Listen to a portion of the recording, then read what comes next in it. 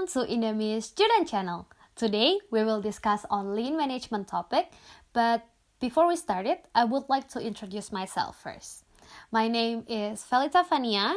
I come from Indonesia and I am a fresh graduate master student in RWTH Aachen, Germany, which also works together with Mastery School of Management in Netherlands for my program, which is Engineering and Management in Production System.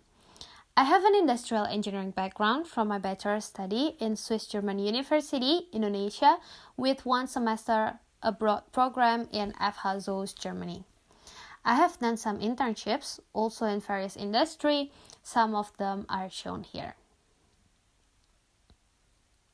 Now, let's go to our lecture. In this lecture, I want to tell you about lean management. I have been really into lean since my bachelor's study, so I want to share some of those knowledges with you. I hope it helps you.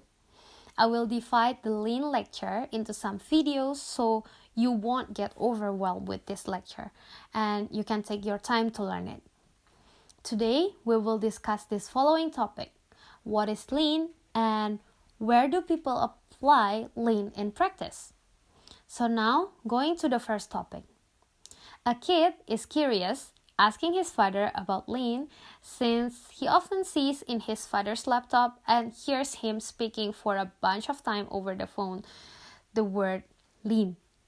This would be a positive impact for your children during work from home, right? More knowledge for them. Lean is an approach to identify and eliminate waste in a system or process. And what is waste?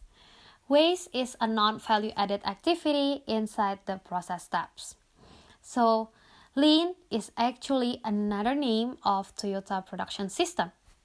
When the system is adopted to Western country, the name is changed to lean. So, lean and Toyota production system is actually the same. This system comes from this man, Taiichi Ohno. He is from Japan and was working in Toyota. That's why this is called as Toyota Production System, or usually abbreviated as TPS.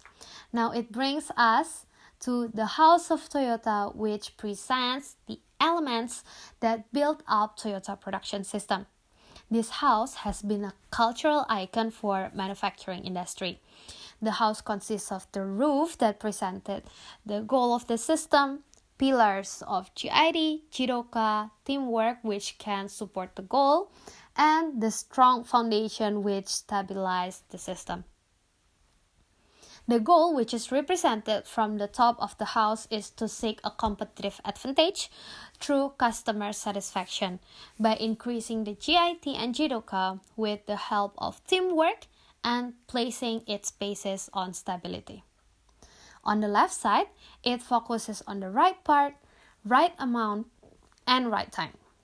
This means creating a fast material flow. So all the tools mentioned in this pillar support the fast material flow, such as stock time, continuous flow, pull system, and quick changeover. Don't worry, we will discuss this tool in the next lecture so you can understand it better. So going back to the GIT pillar, the inside is actually the ideal conditions for making things are created when machines, facilities, and people work together to add value without generating any waste. On the right side, Jidoka focuses more on the quality in every station and make the problems visible. So, if there is a problem in one of the working stations, the process stops. So we could say control techniques are developed further in here. Therefore, we can see tools of undone or automatic stop there. Undone is a tool to give signal if the specific station has a problem, so that it can be monitored easily by the production manager. Furthermore, we can see 5 whys, since the root cause of the problems should be discovered and fixed. We will also discuss these tools deeper in the next lecture. In the middle, it represents the needs of teamwork even across departments, continuous improvements, and waste reduction. We will also discuss these ways one by one in the next lecture. For the foundation, it consists of tools to strengthen the house. So stability is the aim here. Heijunka, standardized work, Kaizen, and other tools support in creating a stable system of a process. And most people usually call this Lean as Lean Six Sigma. But what is actually the difference between Lean management and Six Sigma? Well, we can say Lean focuses more on reducing waste, while Six Sigma focuses more on quality, which is reducing defects. I will explain Six Sigma in another video and focusing this lecture only on Lean management. So, where can we apply Lean and why is it so important? We will discuss it in this section. The Lean management has been applied everywhere, such as education, like university, production or manufacturing, for example, automotive industry, business management, marketing strategy, retail, customer service, healthcare, supply chain, teamwork, and any type of organizations.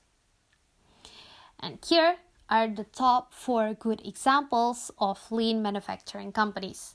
The rest, if you just Google it, you can simply find a lot of sectors, a lot of companies that applied lean management.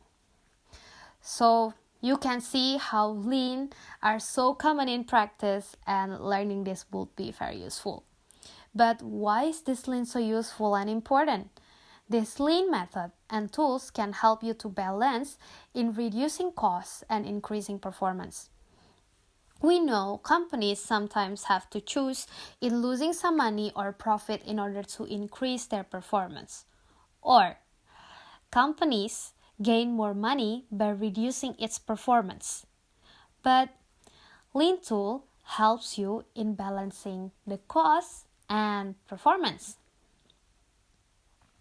Okay, to review this lecture, I want to give you some questions.